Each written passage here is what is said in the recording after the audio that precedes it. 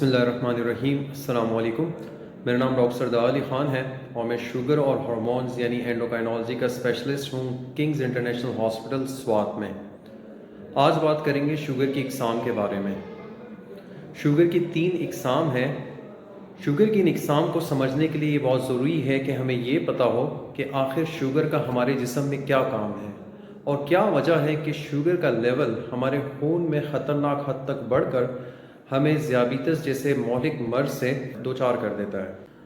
इंसानी जिस्म का हर हिस्सा, हर खुलिया एनर्जी से चलता है और ये एनर्जी हमारी ग़िज़ा में मौजूद 3 तरह के अज्जा से हासिल की जाती है।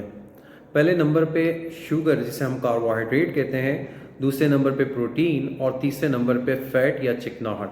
ये तीनों अज्जा हमारे जिस्म को एनर्जी प्रोवाइड करने के लिए इस्तेमाल होती हैं।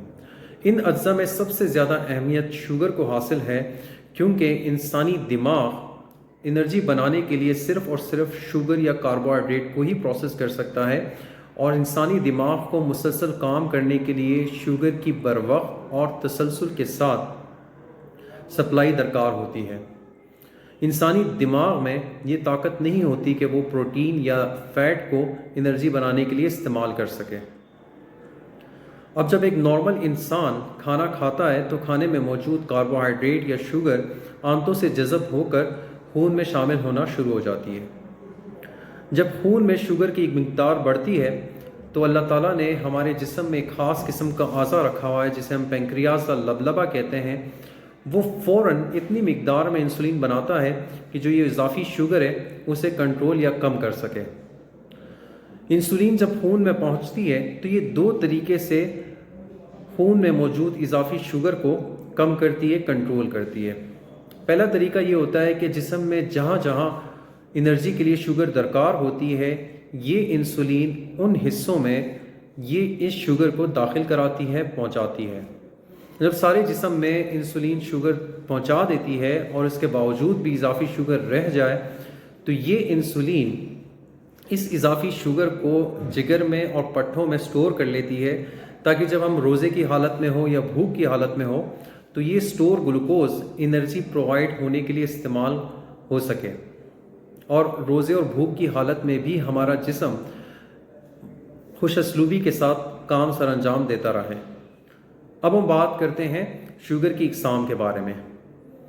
शुगर की पहली किस्म को टाइप 1 डायबिटीज़ कहते हैं और ये वो किस्म होती है जिसमें लबलबा या पेंक्रियाज इंसुलिन बनाने की ताकत खो बैठता है, जिसकी वजह से शुगर इंसानी जिस्म के डिफरेंट हिस्सों में नहीं पहुंच पाती और खून में शुगर का लेवल बढ़ जाता है। ये वो किस्म होती है शुगर की जो कि 20 साल से कम उम्र बच्चों में डेवलप होती है और तकरीबन 100 में से 5% शुगर के मरीज़ ऐसे हैं जो कि इस किस्म के शुगर में मुब्तला हैं। बदकिस्मती से अभी तक साइंस में, मेडिकल में किसी किस्म का कोई इलाज, कोई असबाब मौजूद नहीं है जिसे अपनाकर इस किस्म की शुगर से बचा जा सके। दूसरी किस्म की शुगर को टाइप 2 डायबिटीज़ कहते हैं। इस किस्म की शुगर में इंसुलिन तो नॉर्मल बनती है लेकिन इंसुलिन के एक्शन में रुकावट या रेजिस्टेंस पैदा हो जाती है और ये रुकावट या रेजिस्टेंस हमारे जिस्म का मोटापा या हमारे जिस्म की चर्बी होती है जो कि इंसुलिन के एक्शन को रोकती है। इसकी मिसाल आप ऐसे समझे चाबी और ताले की। इंसुलिन चाबी है और हमारे जिस्म में मौजूद खुलिए उनमें एक ताला लगा होता है। इंसुलिन चाबी के तौर पर इस्तेमाल होती है इन ताले को खोलने के लिए ताकि शुगर को इन हिस्सों में दाखिल कराया जा सके। अब शुगर उसी हाल में ही जिस्म के हिस्सों में पहुंचेगी जब चाबी और ताला दोनों अपना काम ठीक तरीके से कर रही हों और अपनी सही हालत में मौजूद हो। दोनों में से कोई भी चीज़ अगर अपनी ठीक हालत में मौजूद नहीं होगी तो ग्लूकोज जिस्म के हिस्सों में नहीं दाखिल हो पाएगी।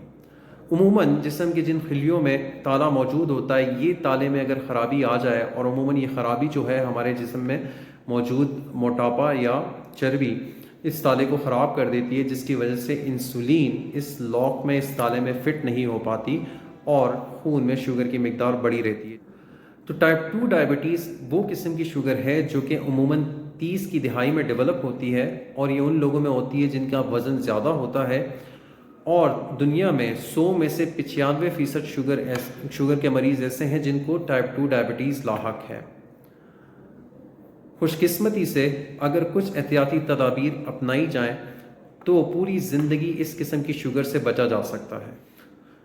تیسری قسم کی شوگر کو جسٹیشنل ڈائبٹیز کہتے ہیں، اور یہ خواتین میں حمل کے درمیانی یا آخری حصے میں انسولین کے ریزسٹنس یا انسولین کے ایکشن میں رکاوٹ کی وجہ سے ڈیولپ ہوتی ہے۔ لیکن ٹائپ 2 ڈائبٹیز کے برخلاف جسٹیشنل ڈائبٹیز میں انسولین ریزسٹنس ماں کے انول یا پلیسنٹا میں بننے والے ہارمونز کی وجہ سے ہوتا ہے، اور یہ وہ ہارمونز ہوتے ہیں جو کہ ڈیولپنگ بیبی کو، فیٹس کو غذا پرووائڈ کرتے ہیں، لیکن اس کے ساتھ ساتھ ماں کے انسولین کے ایکشن کو روکتے ہیں، جس کی وجہ سے ماں میں شوگر کا لیول بڑھ سکتا ہے۔